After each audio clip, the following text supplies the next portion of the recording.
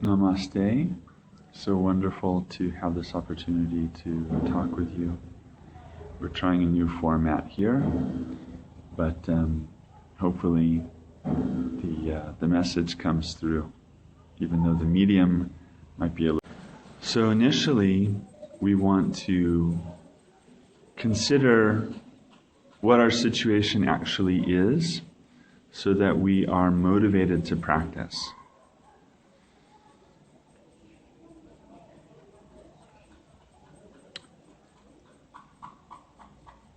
The fortunate thing about being reborn in a human form is that you have the capacity to learn and to not be fully conditioned by your biological programming. I know that's kind of hard to tell. It would have been hard to tell me when I was a teenager, but we actually can get beyond our biological programming in a more easy way than the animals can. Animals are born, and then they have all of their survival capacities ready to go. You know, they're in just a few hours, the calf is standing and suckling and walking around, and that's what they're going to be doing almost the rest of their life. You know, all of the survival things are built in with the animals, but the humans, we have a long development. We depend upon the compassionate care and loving kindness of our mother, or the mothering adult who takes care of us and saves our lives repeatedly. So we can say that we are in a very fortunate position right now. Being an animal rebirth, you have to be either killing other beings to eat or looking out and trying to avoid being killed yourself to become someone else's meal. So that doesn't give one the freedom, the spaciousness, the leisure of mind to consider these larger issues. So we have something absolutely amazing, actually, not only being reborn as a human, but being reborn as a human where the Dharma is flourishing, where the Dharma is actually coming. There's this famous prophecy attributed to Padmasambhava: when the iron bird flies and the horse runs on rails, the Tibetan people will be scattered throughout the earth like a hive of disrupted ants, and then the Dharma will come to the land of the red-faced man. So the Dharma is coming west, and we are the blessed recipients of it.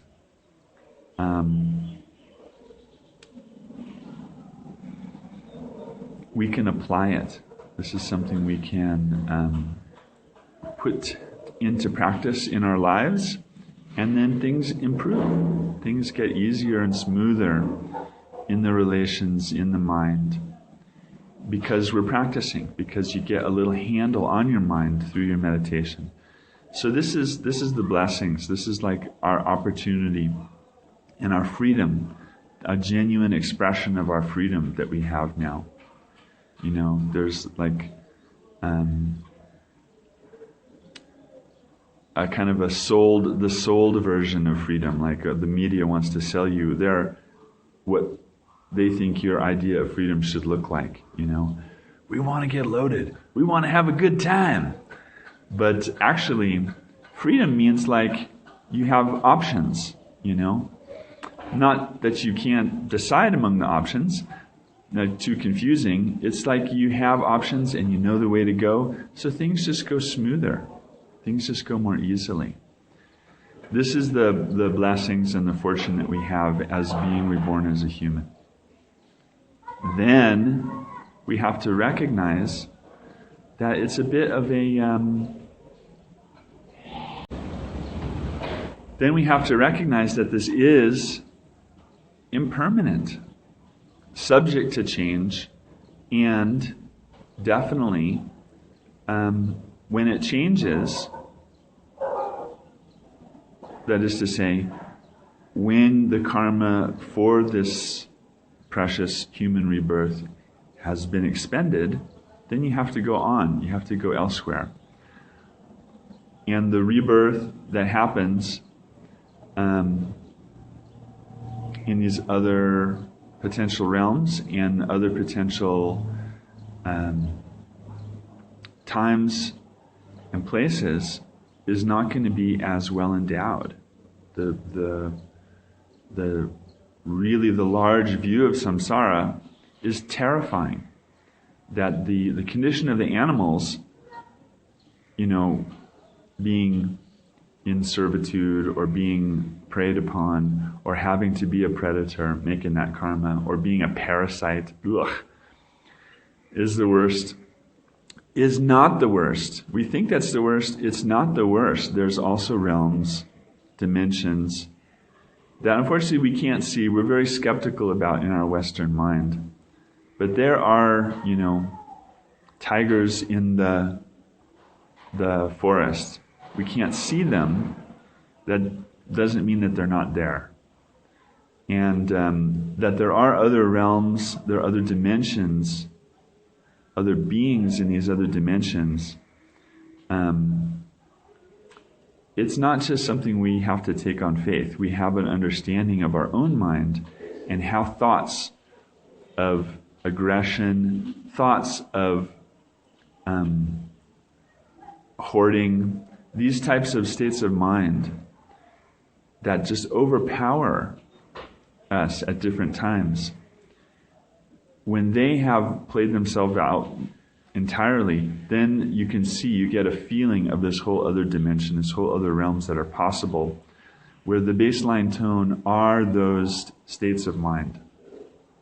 The baseline tone in the human state, human realm, is this kind of ambivalence, hesitation, and also a bit of this accumulating acquisitiveness. The whole realm, all the different 6 realms, are all in the desire realm. But the higher realms above the human realm, we can relate to. We have pride and jealousy. And when we're operating out of those, there's this feeling of superiority. And then also competition. That it becomes like the pervasive tone in the mind. This leads to other realms. These are other dimensions of existence which are built upon these mind states. Because everything is mind-made. Your whole experience, the projections that you take for being real and react to, is the sum total of the world. And that's one of the marvelous things about the psychedelic movement. You can see very quickly that if you change your brain chemistry, your experience changes. Not just in a specific way, but that's the take-home message. They say drugs aren't the way. They might be along the way. But the take-home message is that mind makes your world. Thought by thought. And meditation is a way of working more and more deeply with what you construct your world out of. Hence, it gets better. And not only does it get better, but you can wake up entirely. You can go beyond the cycles of suffering and really experience who you are on the primordial level. when you're working in that level, you can benefit beings spontaneously. This is a karma-free Buddha activity. In the meantime, we got to work very, very carefully with karma so that our actions are at least harmless and, whenever possible, beneficial. Karma works flawlessly, automatically. There's not a deity doling out awards and punishments. It's like a grand oneness, all the interconnectedness, interdependence. So, what you do to others, you're actually doing to yourself. Because self and other is an illusion that we're working through. But in the meantime, the karmic productions need to be attended to very, very carefully, very, very closely. And it's not too difficult. There's some basic guidelines. We're not killing. All the beings want to maintain their existence and want to have their lives continue. And then, so the opposite is to save life, to help beings preserve their lives and continue them. Then also we're not stealing, not taking what's not given, but being generous, making offerings wherever we can to those who are in need, and we have extra, we can offer at that point in a very specifically what's needed kind of way. Then also there's the offering of fearlessness. If someone's quite afraid about the monsters in the closet, you can look, oh, there's no monsters in the closet, and you offer fearlessness. And then the most supreme generosity you can offer is the gift of Dharma. When someone's open, someone has a genuine receptivity to that, then you can offer that. It's the very best. The gift that keeps on giving. Then we're also not engaging in harsh speech, speech that hurts others, or lying, deceptive speech, or divisive speech. You talk bad about someone behind their back. There's ways of hurting people, but instead we want to speak truthfully. We want to speak genuinely, and we want to help sometimes people patch things up. We want to have reconciliatory speech. I don't know if that's a word, but we want to help reconciliation using the speech. And then regarding sexual conduct, we want to have no injury, no abuse in the sexuality. And then, like with monastic, then it's celibate. With the lay practitioners, there's the morals, sexual morals that go along with relationship and the potential for partnership. And then this respect of the bounds of monogamy just makes the community more relaxed. It makes the continuity of family easy. So then intoxication is very interesting. The samaya, like for monks, is like no intoxicants. The samaya for the lay holders is not to become intoxicated. So the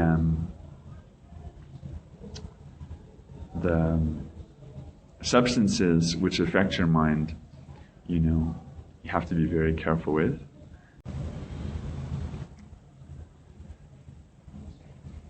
Because you engage with these substances, and then it should be done in the context of the ritual, the sacred use of these. Not for intoxication, not for escapist purposes. That is the the way to have the karma become more settled, more easygoing. Because samsara goes on and on and on. Things go in cycles. Mother Nature recycles everything. Consciousness is no exception. The mind stream doesn't have an onset, so beginningless samsara rebirths have occurred, and we're right in the middle of a very nice one right now, but when it finishes, again, our karma throws us into the next situation. And after this absolute, almost pure land abundance and opportunity that we have, it might not be as good. In fact, the odds of it being this good again are rather slim. We need to grab a hold of this golden opportunity and make the most of it, definitely.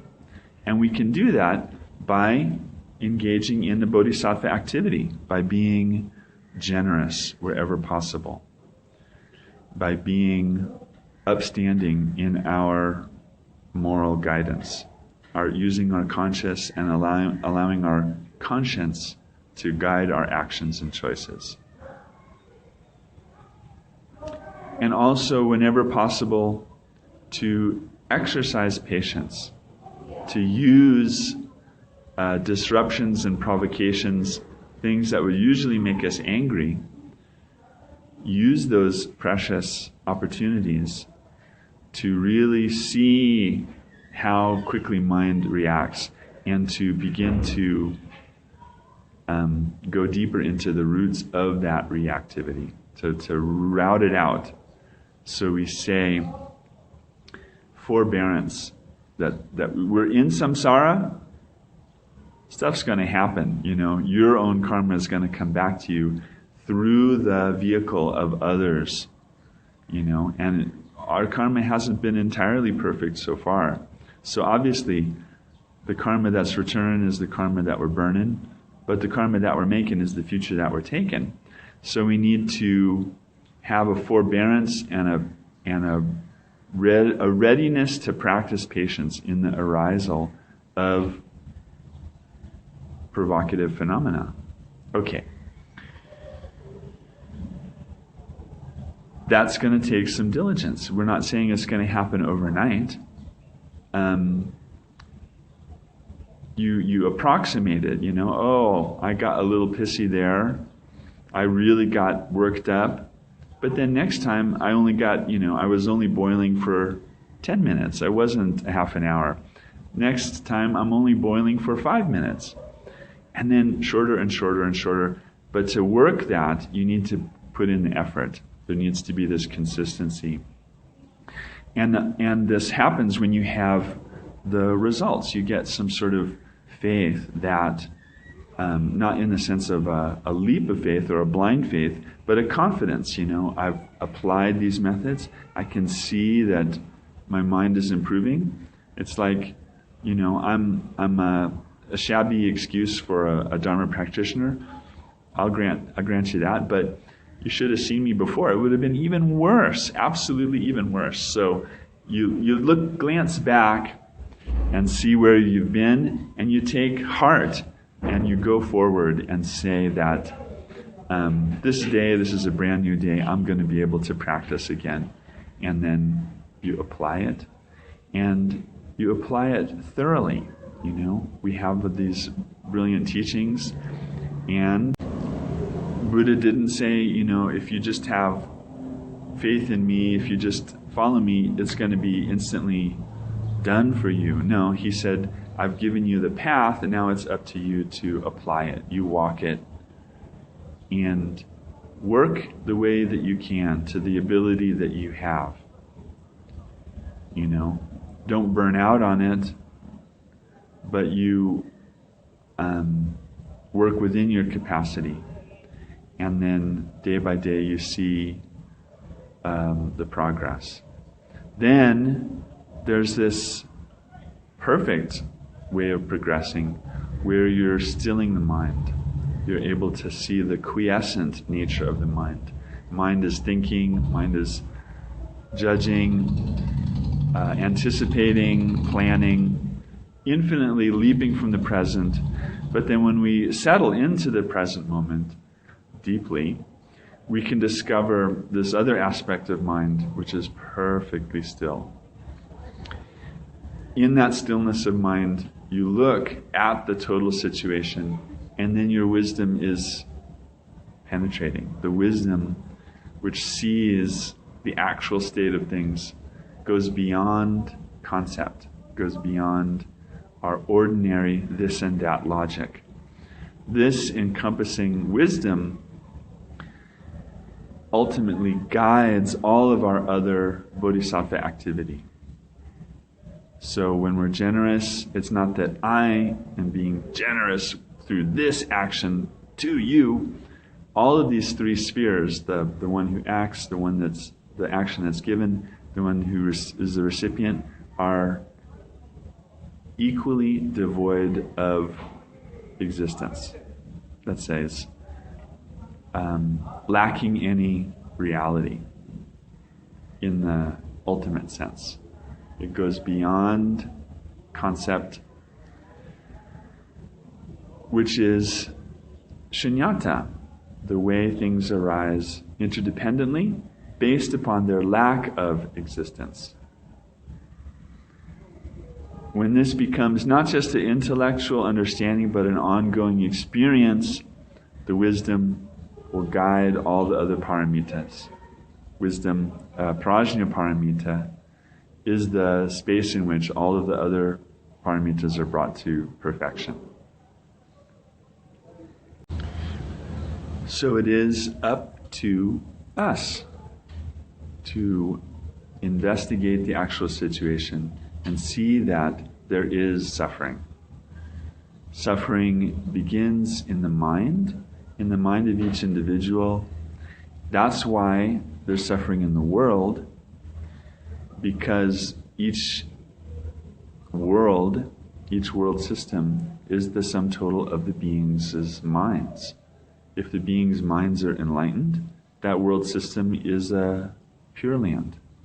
If the beings' minds are confused and making negative karma, that's a realm of rebirth in samsara.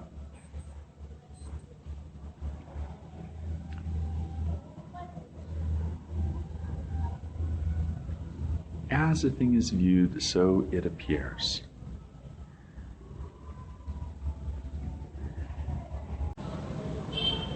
So there is this potential for suffering.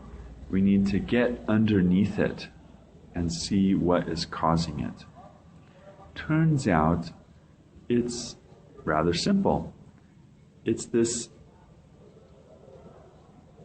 grabbing hold of me, myself, and I. The reference to oneself as a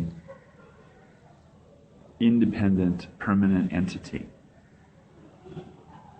which is, it turns out, a mistaken perception. Karma taken out of a mistaken perception is going to be befuddled, is going to make more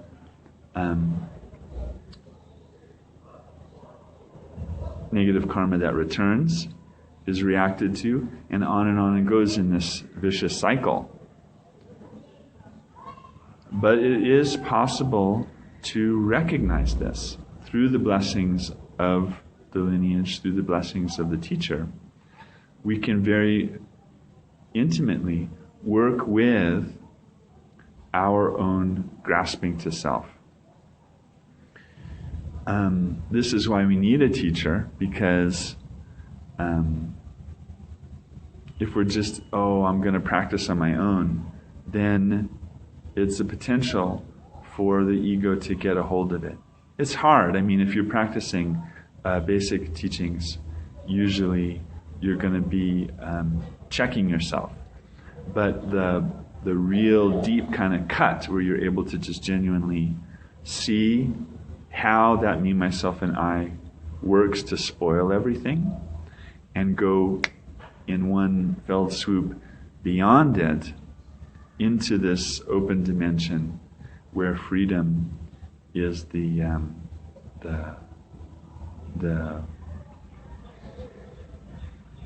pervasive experience, then it takes that relationship with the master, with the teacher. But if there's that recognition and a way of working that goes past me, myself, and I,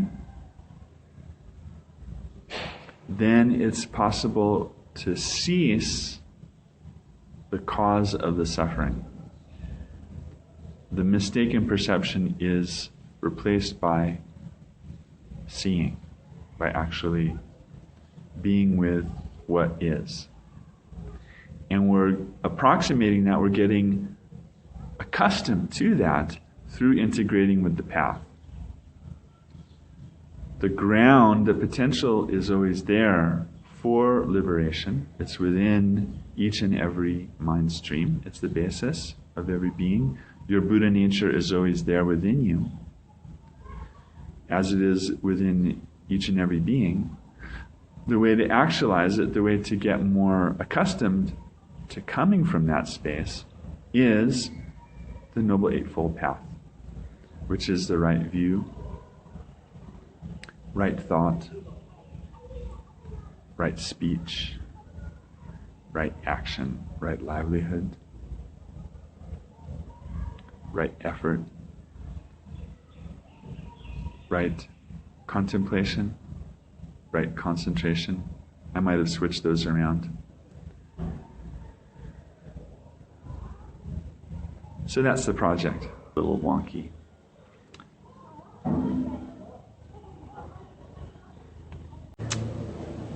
When we're talking about the Dharma, we're talking about what is true. Truth, in this sense, is something that we can all experience, that we can all agree on. There's a relative truth, which we all experience a bit like consensus. We all consensus to say, automobile, and then we all know what that means. But that's because we have all this cultural context. Truth in the Dharmic sense goes beyond that and is genuinely what satisfies. They say the Dharma in the sense of teachings or a path which tends to move one towards greater state of freedom is good in the beginning, it's good in the middle, and it's good at the end. In any case, it always works to settle your mind, to move your mind into more compassionate, responsive states, and to help your philosophical orientation accord more and more with what actually is. There's this whole emphasis on the philosophical view, and there's a recognition that we have a worldview. Conscious or unconsciously, we're manufacturing our experience by way of our worldview.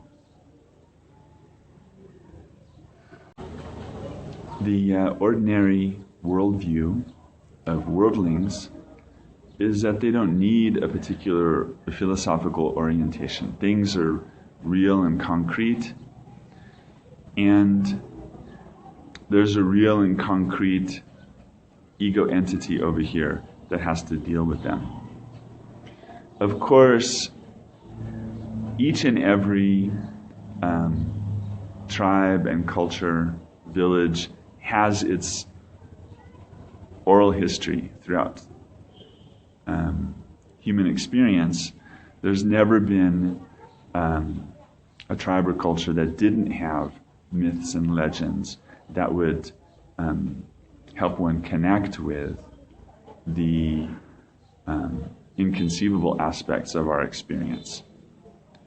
These stories that we would tell and retell, they take on a momentum, they take on a life of their own, and they help to structure the psyche in its relations. And they're vast, and they become part of our culture. The my culture, myself contemplation is a way of examining these influences that we have and how they merge into our societal context, the larger society in which we choose to live. Because humans are social animals, we are social creatures.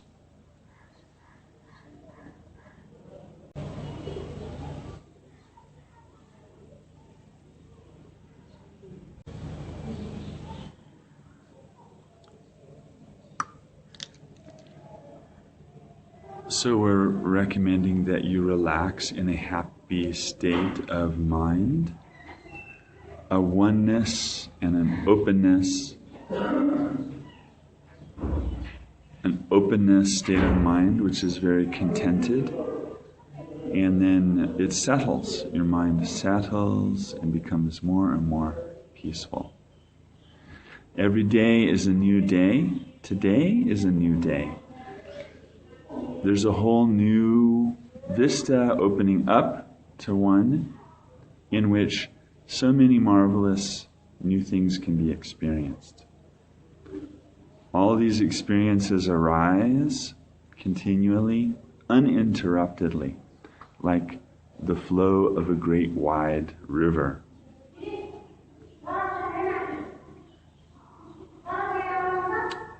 Our philosophical orientation,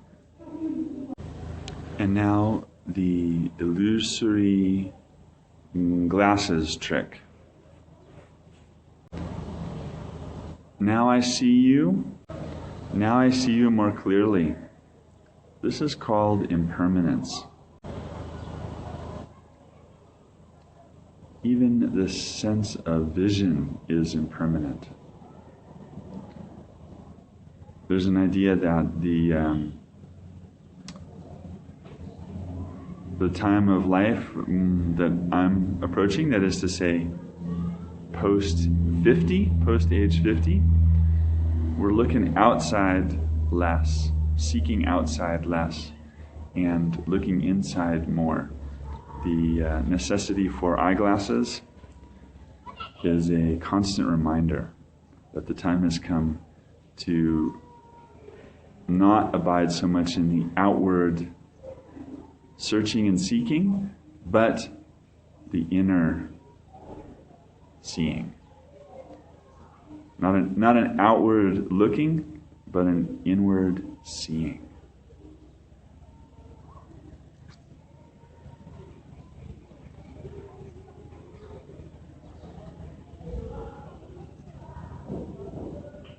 Just like that. And here's a little poetry. From that naturally luminous ground spring the 5 dancing elemental goddesses. In their sensual play they display an ever-changing array, a thunderous display that delights the lords of the 5 families.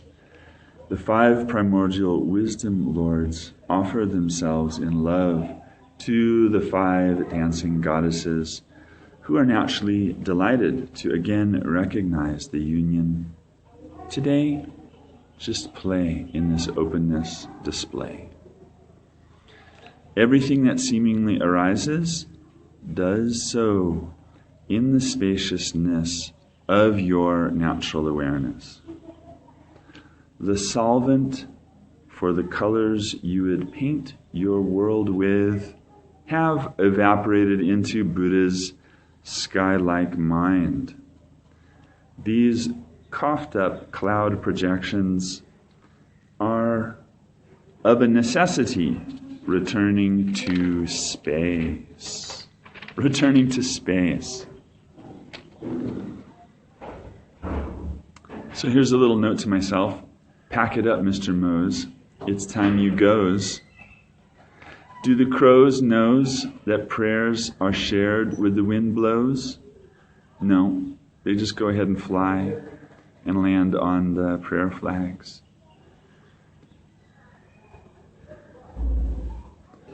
More illusory than illusion itself, the seeming continuity of a myself. quote unquote, a myself. More illusory than illusory itself is the seeming continuity of a myself. I-formed forms storm one's sensibilities. The continual onslaught of I-formed forms storm one's senses, one's sensibilities, pulling me into feeling, mostly feeling trapped by my feelings. With the threat of the hunter, a deer will prick up its ears. Your royal throne was stolen to try to prop up ego's prop department.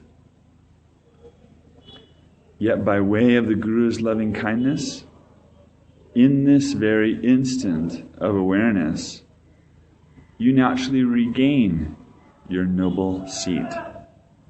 Where you sit is the Vajra seat. Before nothing arises, your self-arisen, peaceful wisdom sets all the worlds aright and on the path of light.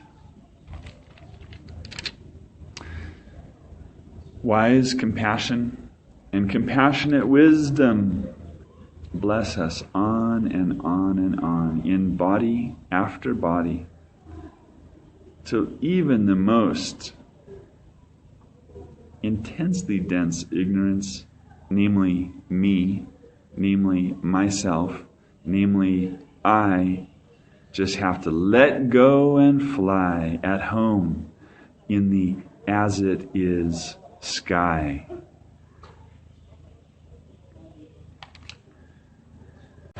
Open out freely. Be yourself here and now. Open out freely. Wow.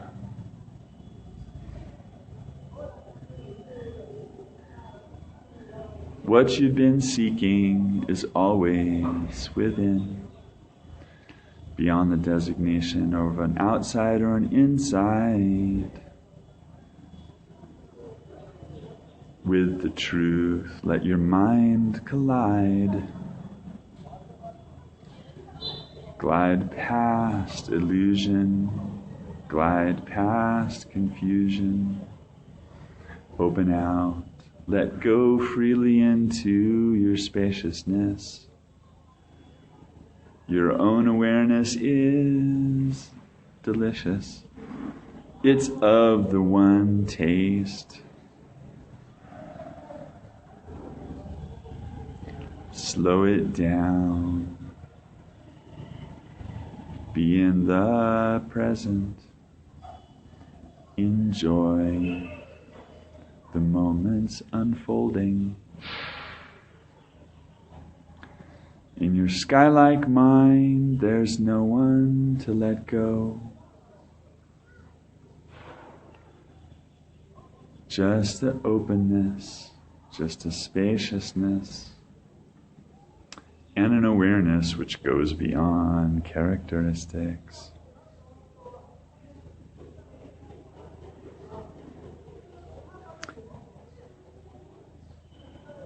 Our emotionality tries to wash over logic.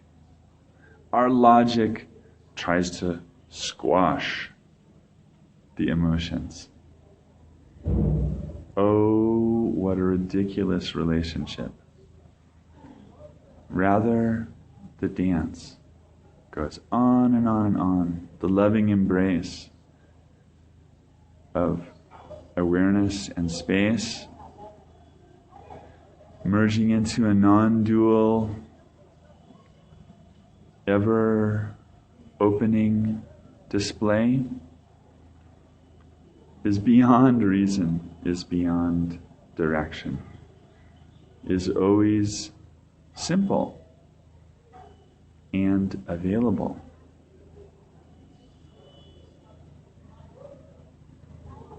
Beyond hope and fear, the truth of your Buddha nature is always so near, so very close. When we try to look for it further along, we involve ourselves with all sorts of karmic action. Rather, in the contentment of the present moment, you might discover yourself to be completely satisfied. There's complete satisfactoriness in going beyond the grasper and what is grasped.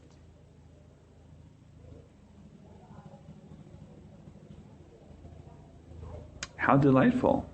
No more projects, no big important undertaking to do. Like a simple me, myself, and I illusion could try to do enlightenment.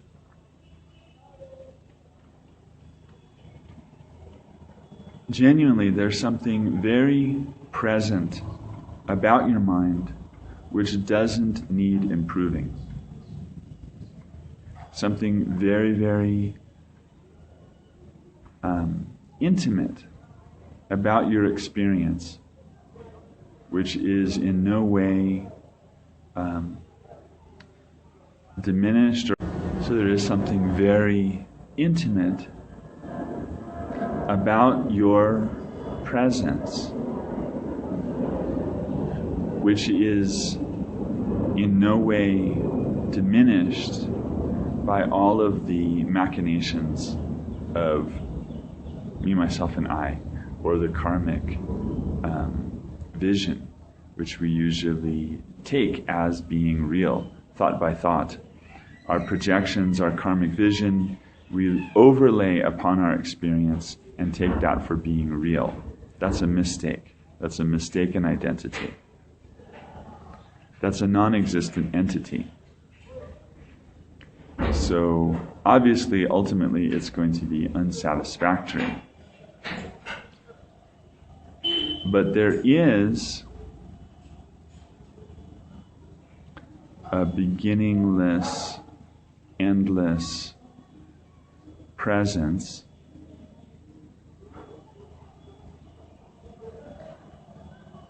that is in no way diminished by these adventitious overlays. And when they're cleared away, you can see that very concretely. You can experience that as something very concrete. And then that becomes a basis not only for one's meditation, where you recognize it and you get more familiarity with that, but also how you go about your day, how about every single action is entered into consciously that way.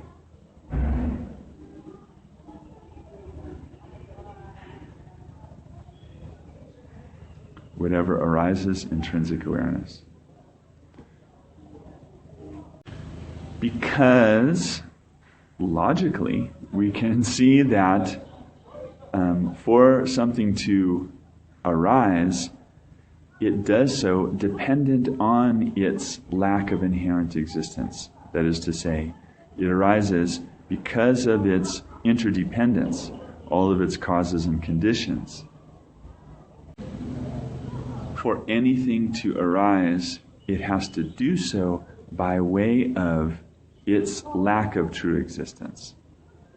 Because if something existed in this grand, independent,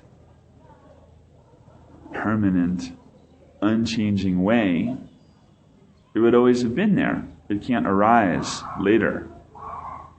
Likewise, it couldn't interact with any other completely self-existing, permanent thing, and then it would never go anywhere.